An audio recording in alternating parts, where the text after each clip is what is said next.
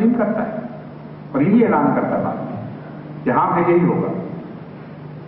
اب تمہارا اور ہمارا معاملہ ختم ہے، اب ہمارے خدا کا اور تمہارا معاملہ ہے، اور پھر تم سے وہی سلوک کرے گا جو اس سے پہلے اس کردار کے لوگوں سے سلوک ہوتا چلا ہے. اس لیے دعائیں بہت کریں، کثرت سے کریں. ابھی یہ مضمون آگے بڑھ رہا ہے، رک نہیں گیا. جو دلوں میں بوجھ ہیں وہ ابھی طرح پوری طرح کھل کر نہ باہر آئے ہیں، نہ ان کی پیاس نہیں ہے. کیونکہ جہنم کی یہ تاریخ قرآن کریم نے بتائی ہے کہ اس کی پیاس نہیں ملا کرتی. اور یہ ایسی ایک لازمی حقیقت ہے، ایسی غیر مبدل حقیقت ہے کہ ہمیشہ کے لیے یہ دستور جاری ہے، کوئی اس کو بدل نہیں سکتا کہ محبت کی پیاس تو بجھ جایا کرتی ہے وقت سے، لیکن نفرت کی پیاس انتقام کے باوجود نہیں بجھا کرتی، بھڑک جاتی ہے. کہتے ہیں اور بھی کچھ ہو. حلیم طرح سے جب پوچھا جاتا ہے تو کہتی ہے حل میں نہیں کہ اللہ میاں ابھی کہاں، کچھ اور ڈال، ہماری آگ میں ذرا اور بھی بھڑکن پیدا ہو تو زیادہ لطف آئے. تو یہ سلسلہ ختم نہیں ہوا. خدا کی تقدیر کے سوا کوئی طاقت نہیں ہے جو اس سلسلے کو ختم کر سکے.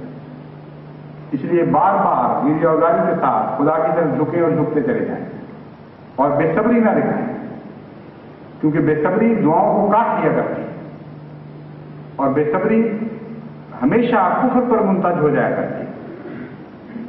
اور پھر ایسے بڑے بول انسان بولنے لگ جاتا ہے کہ ہم تو مٹ گئے سجدوں میں، ہم تو اتنا روئے، کہاں تھا وہ خدا، وہ تو کہیں نہیں آیا ہماری ملک میں. بے صبری تو پھر وہیں پہنچا دے گی جہاں شیلے کو، جو انگریز پوئٹ تھا، اس کو بے صبری نے پہنچایا.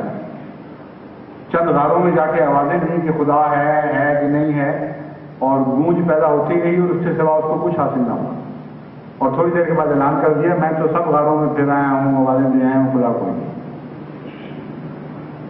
تو مومن کے لیے بے صبری ایک ذہن قاتل کا حکم رکھتی ہے.